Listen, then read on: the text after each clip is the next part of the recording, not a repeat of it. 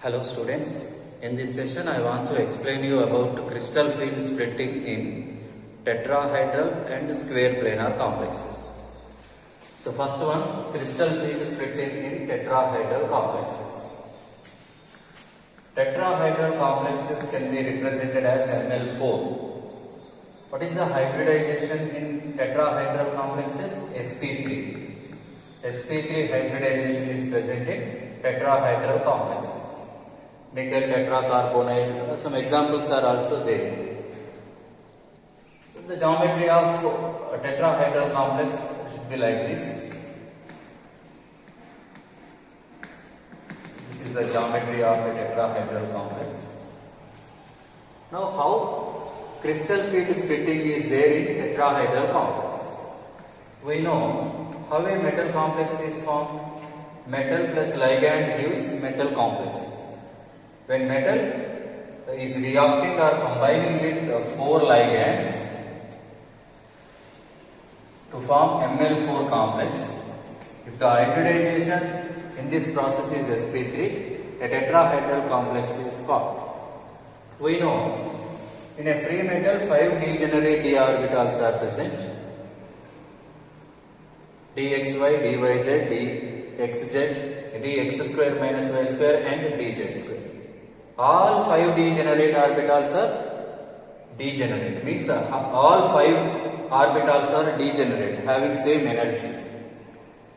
When 4 ligands are approaching in a manner tetrahedrally, what happens here is, see, due to the orientation, nature of orientation, the orbitals which are lying in between the axis, the orbitals which are lying in between the axis experiences the greater repulsion with ligand orbitals, greater repulsions. So what is the main point in this splitting? The main point is the orbitals which are lying in between the axis experiences the greater repulsions with ligand orbitals. So then what happens? The orbitals which are present in between the axis are getting more repulsions and goes to higher energy level. So, and the orbitals which are lying along the axis are experiencing low repulsion and goes to lower energy level. The orbitals which are present in between the axis are going to higher energy level. Why? The orbitals which are lying along the axis are going to lower energy level. We know what are the orbitals which are present in between the axis? dxy, dyz and dzx or xz. These 3 non-axial ligands are going to higher energy level, and dx square minus y square and dz square. These axial ligands are going to lower energy level due to the orientation of approaching of ligands. Now, how the splitting will be, we will see now. See, it is the energy axis.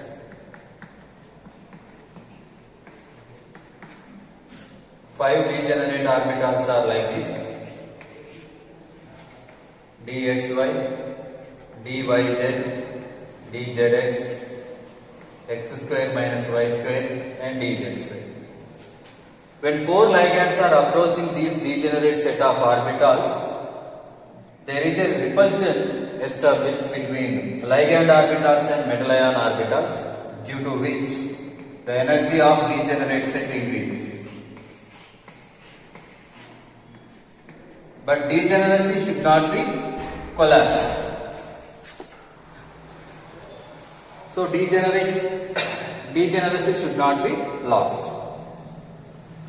When ligands are more closer for the formation of a complex, this degeneracy set of orbitals undergoes splitting. It divides into 2 set of orbitals. What is higher energy set? The three set of degenerate orbitals are going to higher energy set, dyz and djx. These two orbitals are going to lower energy level, dx square minus y square and dz square. Now, a set of three degenerate orbitals are called as T2 here, E here. So there is no G term. There is no G term. G stands for what, students? Gerate. Gerate means symmetric. Tetrahedral complex is not a symmetric molecule. That's why G is absent. Why G is absent here? Tetrahedral complex is not a symmetric molecule. That's why we are not writing G. And the splitting of tetrahedral complex is quite reverse of octahedral complex. And the difference is, the energy difference is, it is positive region, you know, it is negative region. 0.6 delta T, crystal field stabilization energy in tetrahedral complexes. Here 0.4 delta T. Here the total difference in energy is 1 delta T. So it is in a free metal. It is the energy of degenerate set of d orbitals when ligands are approaching. Ligands are approaching. It is crystal field splitting in tetrahedral complex. So this is the crystal field splitting in tetrahedral complexes.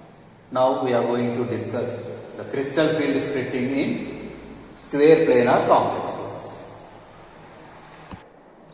See, in square planar complexes, coordination square planar complexes can be represented as ML4 again. But hybridization in square planar complexes is DSP2 or SP2D. It is for IOC complexes, inner orbital complexes. It is for OOs, outer orbital complexes. DSP2 or SP2D. How a square planar complex is formed? To understand the crystal field splitting in square planar complexes, see, a square planar complex is formed from octahedral complex by removing of two ligands from a regular octahedron. See, it is a square planar complex.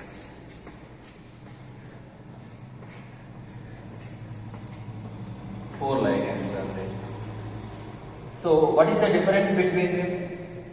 There are no two axial ligands in square planar complex. So removal of two axial ligands. So these two ligands are removed from octahedral complex. We get a square planar complex. Based on it, how can we understand? The orbitals which are lying on z-axis, are going to experience low repulsions. So z component orbitals are going to lower energy level.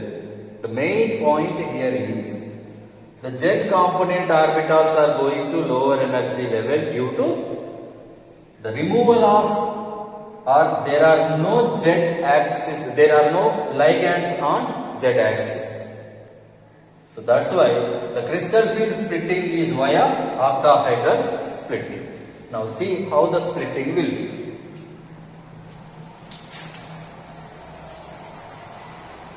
You know, it is energy level.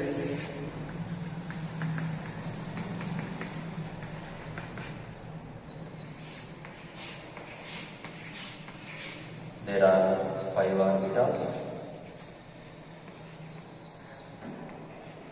x square minus y square and dz square. It is in a free metal. You know this point. I am again and again saying, when ligands are approaching the metal ion orbitals, the energy of these orbitals is increased. Of course, it is increased energy level, say for example. So first it undergoes octahedral splitting. You know octahedral splitting. What is octahedral splitting? T2G is the lower energy level, EG is the higher energy level. To understand square planar splitting, I am explaining in this way. So dxy, dyz, dzx or xz, x square minus y square and dz square. Now see students, it is barycenter or energy barrier, you know it. Now what happened?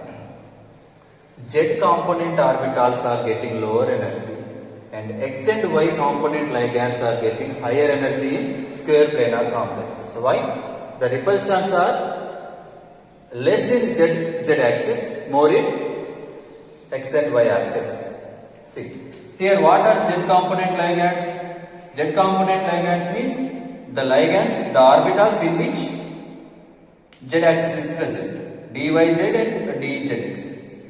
So these two are Z component ligands. Z component ligands are getting lower energy level due to less repulsions. So dyz, dxz are Zx, and x and y is going to higher energy level, dx. And here dx square minus y square and dz square comes to lower energy.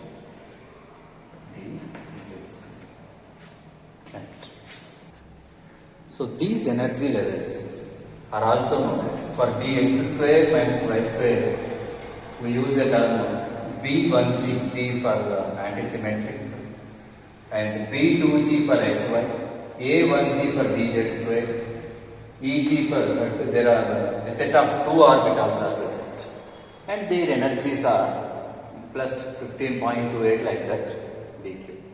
So here, so whatever the values, how will be the representation is, you need to understand the concept. So here the main concept is, you don't want to express in this way also. You can directly write the splitting from degenerate set of orbitals in square planar complexes. But you also may represent in this way also. Two ways you can communicate this crystal field splitting in square planar complexes. Okay, this is the crystal field splitting in square planar complexes. I hope you understand it. Okay, thank you, and practice these diagrams very carefully. Thank you and bye students.